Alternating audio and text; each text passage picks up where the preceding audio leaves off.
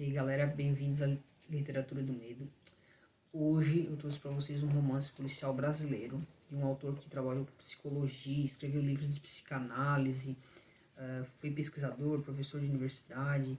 O nome dele é Luiz Alfredo Garcia Rosa. E o primeiro romance que eu li dele, que é o que eu vou mostrar para vocês hoje, se chama O Silêncio da Chuva.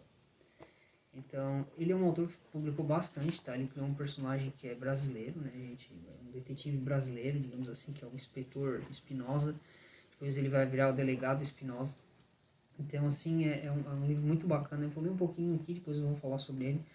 No centro do Rio de Janeiro, um executivo é encontrado morto com um tiro, sentado ao volante de seu carro. Além do tiro, único e definitivo, não há nenhum outro sinal de violência. Trata-se de um morto de indiscutível compostura.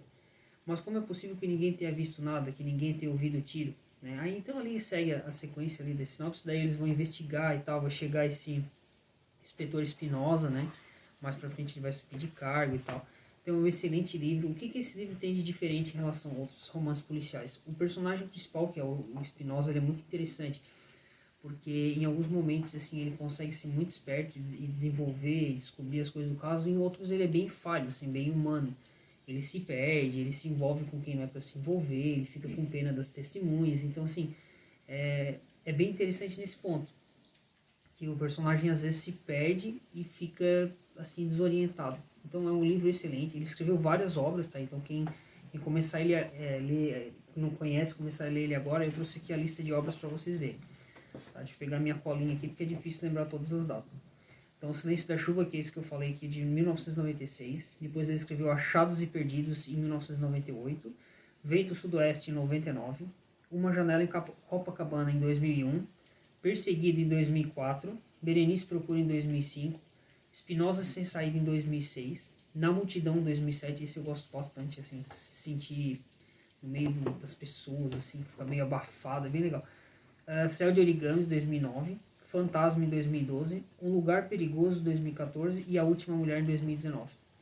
O único que não é protagonizado pelo delegado Espinosa é o Berenice Procura, mas que também é um ótimo livro. Tá?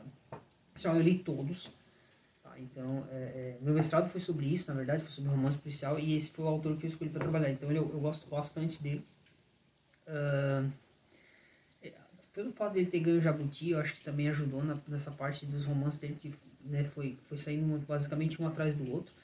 E assim, ele deixou um legado, que ele já faleceu, né, enfim.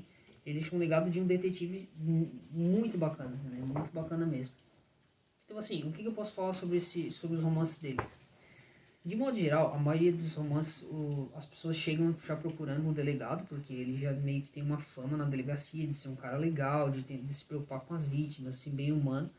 E aí dali ele vai desenvolvendo as procuras dele. Ah, então alguém sumiu, alguém foi acusado de alguma coisa, um sequestro e tal, todo mundo chega nele.